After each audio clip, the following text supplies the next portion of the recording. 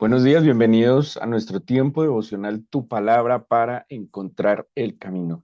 Hoy es febrero 6 del 2025 y para continuar con la lectura de la Biblia vamos a seguir con el libro de Deuteronomio capítulo 32 versículos 1 al 44. Deuteronomio 32 1 al 44.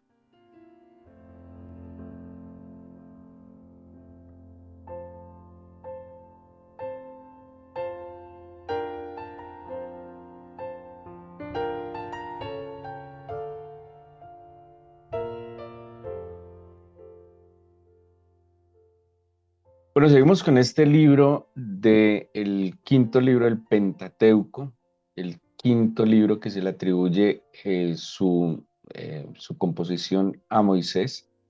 Em, Decíamos que el nombre original de este libro es Las Palabras o los Discursos y, y les mencionaba, y quiero resaltar algo muy importante a la luz de la lectura del día de hoy, digámoslo así, el propósito de la redacción de este libro y es confirmar, Moisés está a punto de partir a la gloria del Señor. Ya se le ha dicho a Moisés que no puede entrar a la tierra prometida. Él está en el proceso de entregarle la posta a Josué y pues como buen padre, ¿sí? Como buen pastor, tiene esa responsabilidad de que al pueblo le quede muy claro pues, lo que les espera y lo que el Señor había mandado. Hemos hablado muchas veces que el ser humano tiene un serio problema con la memoria, ¿sí?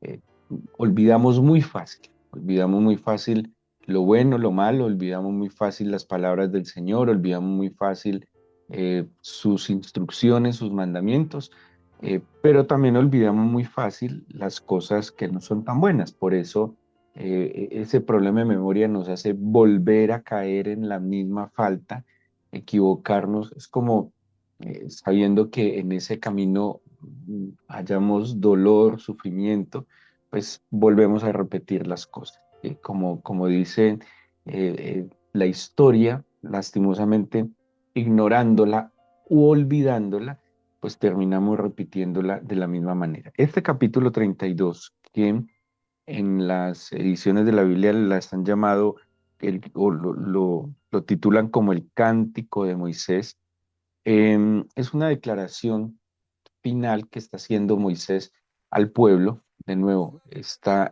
recopilando, ¿sí? Está digamos, no solo resumiendo, sino haciendo énfasis en las instrucciones que el Señor les había dado, en el afán de Moisés de que no lo olvidaran, de que lo tuvieran muy presente.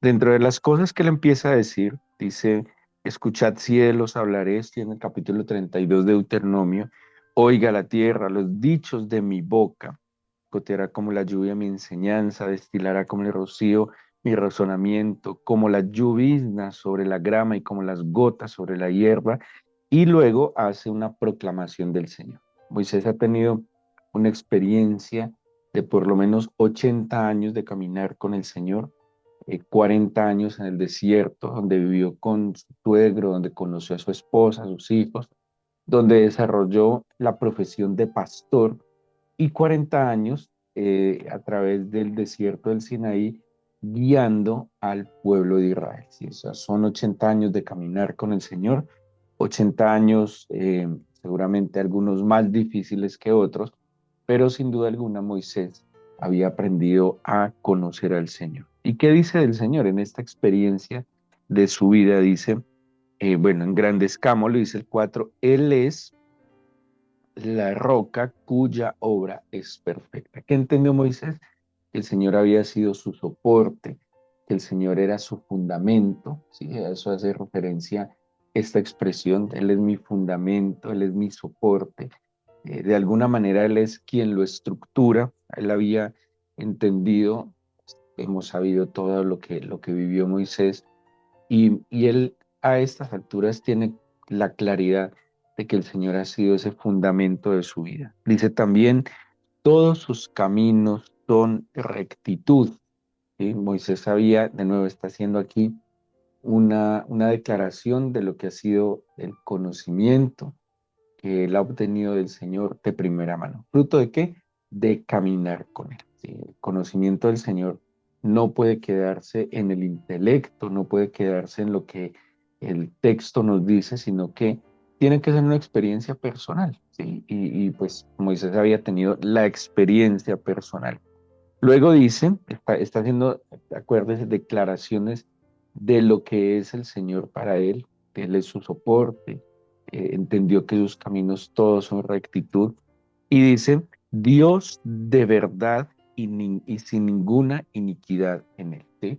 Algo que había comprobado Moisés sin duda alguna era que lo que el Señor dice, el Señor lo hace, había visto la mano del Señor conforme a su palabra, eh, y pues obviamente no tiene ningún tipo de sombra de duda de quién es el Señor y de cómo obra el Señor. Y dice, Él es justo y recto. Y dice el último versículo, el 5 pues de esta parte, la corrupción no es suya. Entonces aquí empieza Moisés esta declaración o este cántico, estas palabras, eh, haciendo una proclamación de lo que es el Señor en un conocimiento que él ha adquirido de caminar con él. ¿Sí? ¿Cómo es el Señor? Él es mi soporte, sus caminos son rectos, Él es Dios de verdad, en Él no hay mentira, Él es justo, Él es recto y pues obviamente la corrupción no es suya. Por otro lado, contrasta este texto con lo que el pueblo había hecho durante estos 40 años en el desierto. Eh, de hecho, el versículo 5 al final dice, de sus hijos es la mancha, generación torcida y perversa, así pagáis al Señor. Y empieza a describir un poco pues lo que el pueblo de Israel lastimosamente hizo al olvidarse del Señor, ¿sí? Entonces, ya sabemos la historia, hubo rebeldía, hubo idolatría, hubo queja, bueno, hubo una cantidad de cosas que generaron también grandes consecuencias. Y seguramente, como usted ha hecho la lectura de Deuteronomio, Deuteronomio resalta mucho la expresión de no olvidar y de acordarse, ¿sí? Constantemente acuérdate, constantemente dice no olvides, porque claro, Moisés había tenido la desafortunada experiencia que parecía que el pueblo olvidaba la instrucción del Señor, olvidaba la bendición del Señor, olvidaba el mandato del Señor, olvidaba lo que había hecho el Señor, pero también parecía que olvidaban lo que ellos mismos habían vivido, habían experimentado y por eso volvían a caer en la misma situación, ¿sí? Si yo olvido, no sé, que en ese camino, por decirlo de alguna manera, me hacen daño, que ese camino es peligroso, pues voy a volver a meterme por ese camino, ¿sí? Hay sendas, hay caminos, hay decisiones, hay amistades, hay relaciones, hay negocios, no sé, como lo quiera llamar o la experiencia que haya tenido, pues que siempre me llevan al mismo lugar. Pero ¿por qué lo volvemos a hacer? Porque olvidamos. Y aquí hay algo muy importante porque el Señor, a través de Moisés, mire lo que le va a decir al pueblo. En el versículo 7 le dice, acuérdate de los tiempos antiguos, considera los años de muchas generaciones, pregunta a tu padre y él te declarará, a tus ancianos y ellos te dirán. Y aquí entra en un tema que eh, que está presente en el libro de Deuteronomio y es acudir a la memoria histórica. No olvides su pasado, conozca su pasado. Dicen, hay una frase acuñada desde hace mucho tiempo, pues que el que no conoce la historia, lastimosamente, pues en el mal sentido, pues tiene el gran riesgo de volverla a hacer, ¿sí? Quien no conoce de dónde viene, quien no conoce qué ha pasado, pues obviamente fácilmente puede cometer los mismos errores o pues simplemente va a permitir que pasen las mismas cosas malas con él. Y el Señor está acudiendo entonces a que ellos, dice, acuérdate, pero también considere Y por último, pregunte a su padre y a los ancianos. Los tiempos antiguos. Como estamos en un problema, en unas dinámicas de, de, de, de mucha información, ¿sí? Tanta información que ya es muy difícil para mucha gente distinguir qué es verdad, qué es mentira. Eh, de hecho, ha sido tan tenaz que se ha tratado de reescribir la historia, ¿sí? Para ponerles un ejemplo, en Jerusalén está el Monte del Templo, así se llama este lugar. Ese lugar se llama el Monte del Templo porque pues allí quedaba el Templo de Salomón. Hoy en día, pues por todas las situaciones que ha habido históricamente en Jerusalén, queda un templo musulmán, ¿sí? Entonces, cuando la gente se acerca a Jerusalén, va a haber una cúpula dorada, ¿sí? Y en una explanada como en la cima, en la parte antigua de la ciudad, y es un templo musulmán. Hoy es un templo musulmán. Hace años atrás, siglos atrás, pues fue el templo, esa explanada fue el gran templo que remodeló Herodes el Grande, y siglos más atrás fue el lugar donde estuvo el templo de Salomón y el templo que Zorobabel y Josué reedificaron. Cuando hablo de olvidar la historia y reescribir la historia, es que, por ejemplo, los musulmanes religiosos extremos dicen que ahí no existió ningún templo, ¿sí? Que no existió, que sencillamente no existió el templo. Ellos dicen que eso es una mentira, que ese lugar siempre fue un santuario de musulmán. Es más, la historia bíblica, acordémonos que el judaísmo es mucho más antiguo que el Islam. El Islam vendrá del siglo quinto de nuestra era. El judaísmo estamos hablando de más o menos, no sé, 1000 años atrás, 1200 años atrás, antes de nuestra era. Eh, la historia bíblica nos habla en el Génesis de Abraham, que tenía a su hijo Isaac. Abraham tuvo en total 8 hijos, pero los dos primeros fueron Esaú con su esclava Agar e Isaac con su esposa Sara.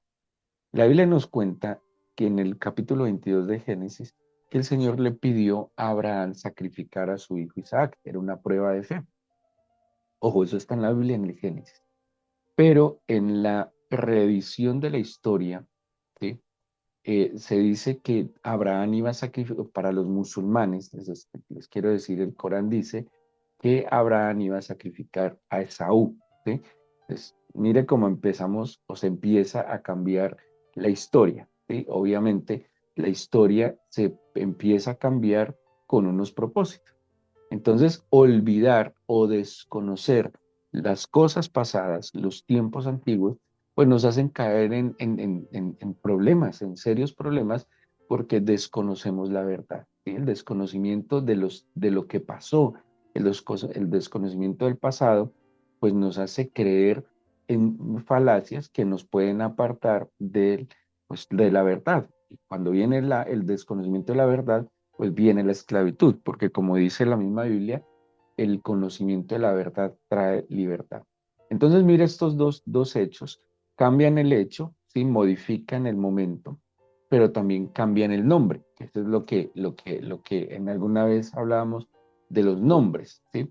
Por eso cuando se quiere modificar una historia, hay que cambiar los nombres, ¿sí? Entonces, no sé, por ejemplo, en Jerusalén en algún momento cuando es destruida por el Imperio Romano, le cambian el nombre, deja de llamarse Jerusalén y le ponen Aelia Capitolina, ¿sí? Y durante muchos años la llamaron Aelia Capitolina. Dejaron de llamar a la tierra de Israel, Israel y Judea, porque se llamaba Judea en esa época de los judíos, y la empezaron a llamar Palestina. Entonces, al cambiar el nombre, se está modificando y cambiando la historia. El problema entonces y la advertencia que el Señor hace a través de Moisés al pueblo de Israel, que está muy marcado en el libro de Deuteronomio, es que tengamos muy presente la historia. Ahora, cuando hablamos de la historia, dentro de la misma Biblia hay varias expresiones que se refieren a los acontecimientos del pasado que debemos conocer. Uno, esto a muchos lectores de la Biblia les cuesta, es las generaciones, ¿sí? Las descendencias, las familias.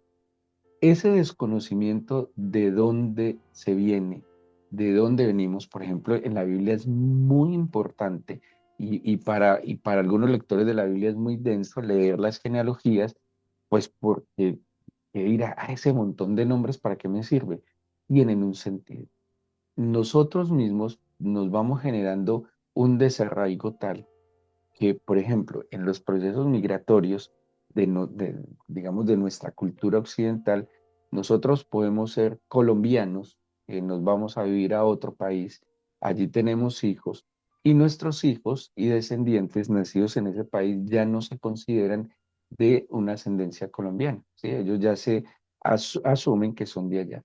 En el judaísmo ha sido tan importante el tema de las genealogías, que ellos hayan nacido donde hayan nacido, las generaciones que sean, ellos siempre se identifican como judíos. ¿Por qué?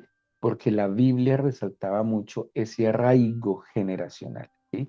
De dónde vengo, cuáles son mis orígenes. Y esos rasgos tienen unas características en la vida, ¿sí? Entonces, la Biblia resalta, uno, el tema de las generaciones. Dos, relaciona con lo que tiene que ver con la historia, la expresión de las palabras, ¿sí? Las palabras. Acuérdense que el libro de Deuteronomio originalmente se llama Las palabras o los relatos.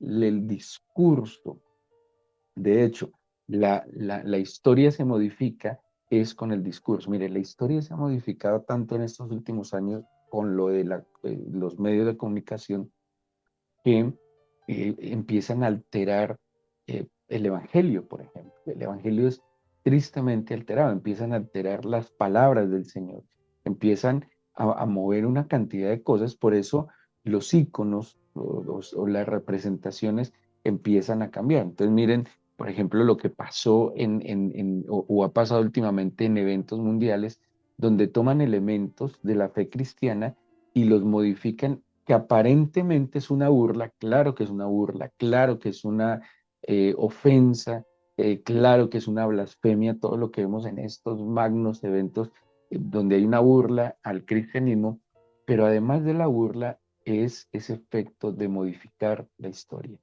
y de poner palabras que no son verdad en los labios del Señor y de poner y modificar, digámoslo así, la doctrina para apalancar el pecado de hoy, ¿sí? Y tristemente, el cristiano que debería, digámoslo así, caracterizarse por ser instruido, porque nosotros tenemos un libro, un manual, y el cristiano debería ser instruido, conocer primero muy bien este manual, conocer muy bien la escritura para, así lo dice la carta de Judas, para presentar defensa de nuestra fe, ¿sí? Porque día a día, de todos los tiempos, se ha venido tratando de borrar la historia. Cuando uno mira el Evangelio de Lucas, por ejemplo, cuando Lucas está relatando el inicio de su Evangelio, Lucas hace una tarea de investigar, dice, los hechos que entre nosotros fueron verdad y me ha parecido a mí escribírtelos en el orden que ocurrieron. Lucas le escribe a Teófilo, eso está en los primeros versículos del Evangelio de San Lucas. Las palabras, los relatos. Cuando hablamos de la historia, expresiones que aparecen en la Biblia, tiene que ver entonces con eso también, relatos, ¿sí? Contar de generación en generación. Cuando éramos niños, por lo menos mi generación, hasta mi generación, era muy deleitoso sentarse a los pies de los padres y de los abuelos a preguntarles sobre la historia de la familia, ¿sí? Y uno como niño trataba de hacerse la imagen mental de sus abuelos, de sus bisabuelos, de sus ancestros, y donde también desarrollaba ciertos gustos y arraigos y una identidad, ¿sí? Tristemente hoy en día se está perdiendo, hay serios problemas de identidad y la identidad está tan alterada hoy en día que por eso la gente incluso ya no se identifica como un ser humano y en sus inclinaciones, no sé si llamarlo de gustos sexuales o como se diga, pues ya ni siquiera se identifica como humano, ¿sí? Empiezan con el tema y la idiotez de la autopercepción, y hay una autopercepción completamente desligada de la realidad, ¿sí? Porque, porque no hay un vínculo, porque no hay un arraigo, porque la gente ya no sabe dónde está, porque la gente no sabe dónde está, porque no sabe de dónde viene. Tenemos como cristianos una tarea muy importante que hacer, primero por nosotros mismos. De nuevo, como le dice el Señor o a través de Moisés al pueblo hebreo, acuérdate de los tiempos antiguos, considera los años de muchas generaciones, pregunta a tu padre y a tus ancianos. Hay que investigar y hay que entender por eso la escritura, hay que entender nuestra propia historia, hay que entender nosotros de dónde venimos. El Evangelio es un relato histórico. El Evangelio tiene una verdad inmodificable. ¿Cuál es el peligro y el pecado en que hoy se está cayendo de muchos supuestos evangelistas? Y es que están pretendiendo llevar el Evangelio a la realidad de hoy, desligándolo de la verdad histórica, ¿sí? Entonces lo quieren enfocar a los esquemas o a los paradigmas del presente, desligando la verdad. Y como leíamos en estos días, de alguna manera añadiendo pecado sobre pecado. Hay una expresión en el Nuevo Testamento que se refiere a la historia y me parece muy impresionante porque en su definición la define como una forma de dirigir y de conducir. Me llama mucho la atención, ¿por qué? Porque el conocimiento claro de lo que fue, de lo que pasó, pues nos da a nosotros una dirección hacia adelante, ¿sí? Conocer, entender por qué sucedieron estas cosas, por qué se dieron estas cosas, qué pasó cuando mis ancestros tomaron esta decisión, qué pasó cuando mis ancestros tomaron esta otra decisión. En la Biblia, entender qué pasó y por qué reaccionaron de esta manera, por qué el Señor mandó esto, por qué el Señor decidió esto, ¿sí? Conocer eso a nosotros también nos va a dar sabiduría para podernos conducir. La Biblia de nuevo y sobre todo el libro de Deuteronomio exhorta a que cuidemos mucho esa memoria histórica, una memoria histórica familiar, ¿sí? Una memoria histórica de dónde somos, de dónde venimos, dónde estamos, para que tengamos claro esa identidad, pero hay una memoria histórica espiritual que hay que conocer y que hay que identificar, ¿sí? Porque de alguna manera esa memoria histórica, el conocer ese pasado, es un ancla que nos guarda de ser llevados por olas, por tendencias que nos están generando desarraigo. Por eso no hay arraigo, ¿sí? No hay raíces. El problema de esto es que no hay raíces firmes.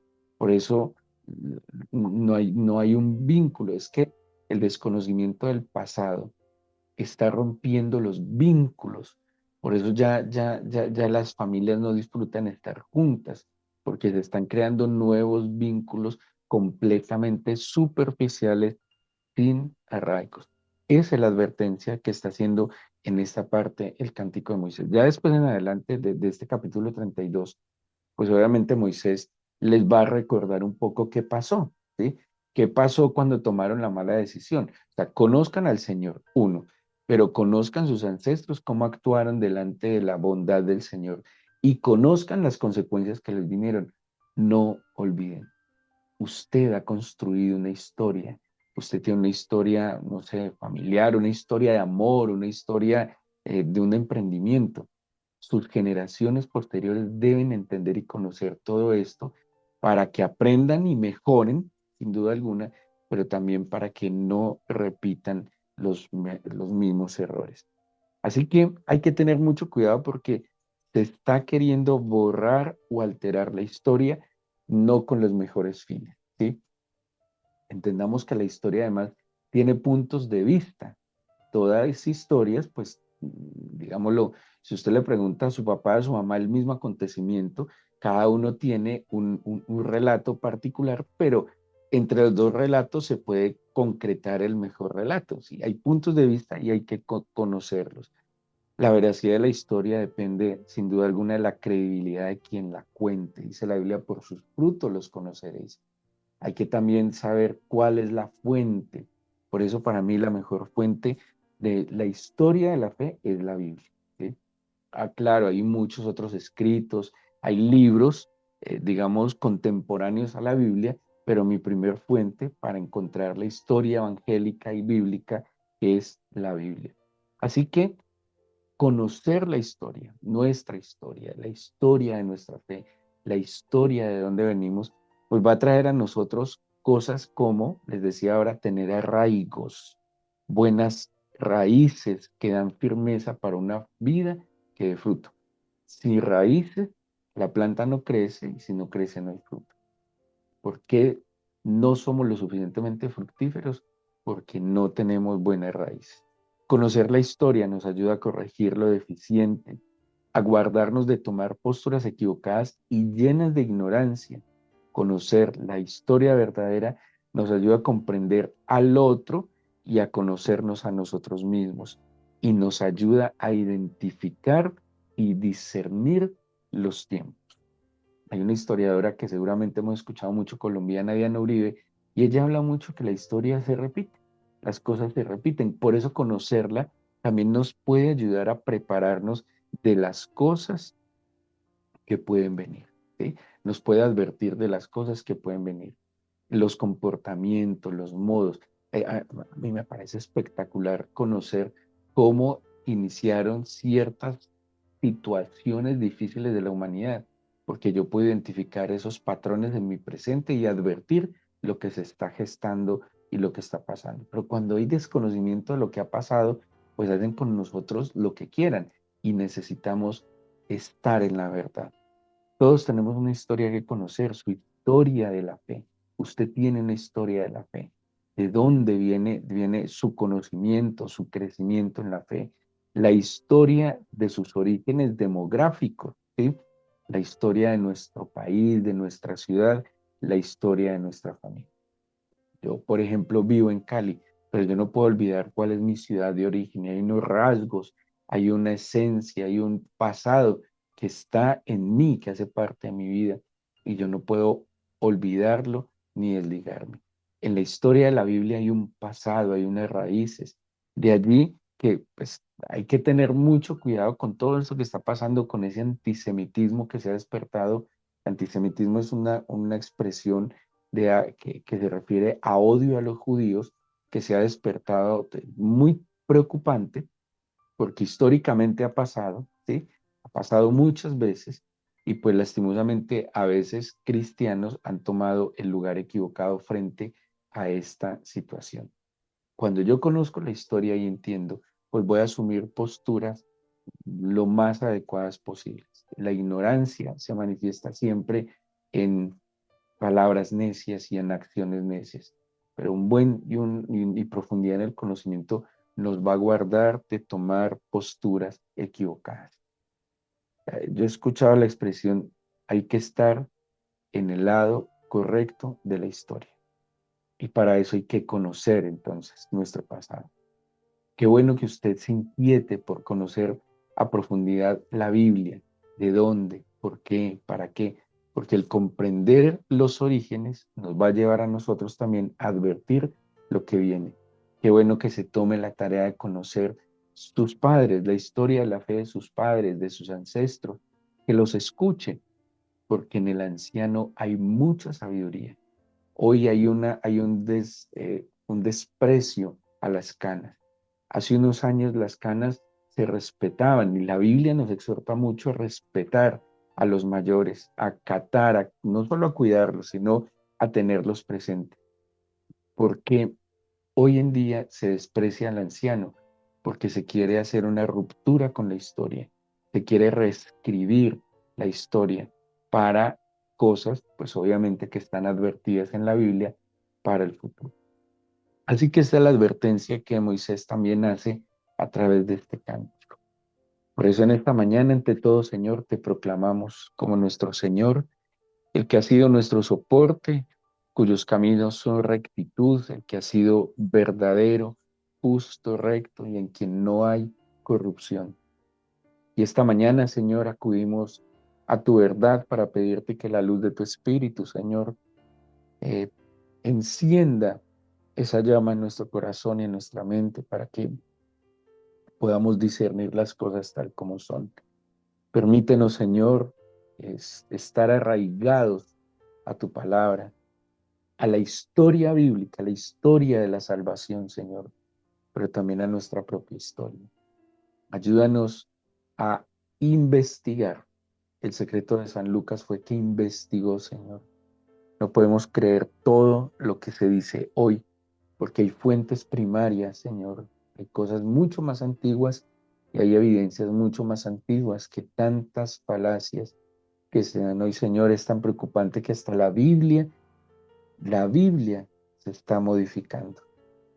Se están haciendo nuevas traducciones modificadas que se desligan, Señor, del mensaje evangélico. Por eso guárdanos, Señor, en tu verdad y permítenos ser, Señor, un pueblo docto, un pueblo que se instruya, un pueblo que escudriñe las escrituras, pero un pueblo también que pueda entender su entorno y su contexto para discernir y comprender tus palabras que nos preparan y advierten día a día de los acontecimientos futuros.